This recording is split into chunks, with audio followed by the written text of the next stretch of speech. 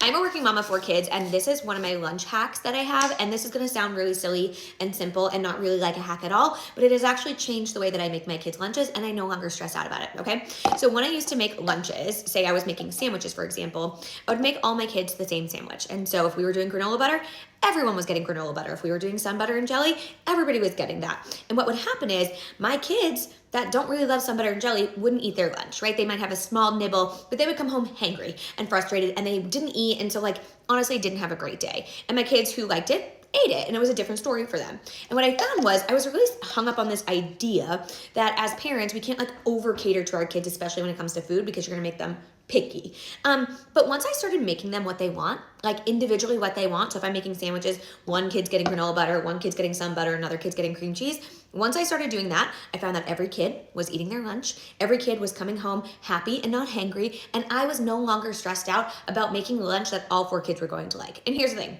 When it comes to dinners at home, I'm making the same thing for everybody, and I always just make sure they have a safe food on their plate. And so if like you like cheese and you like broccoli, like you have it on your plate. But I don't like cater to their every want and need when it comes to food. But when it comes to school lunch, where we're already pretty limited, I do because I want them to eat, and I want them to come home and not be hangry. And I just want to make sure that they're able to learn and that they're satisfied at school. And so that is my hack. I just started making all of them what they want, and I stopped worrying about the fact that I was like making 4 different lunches.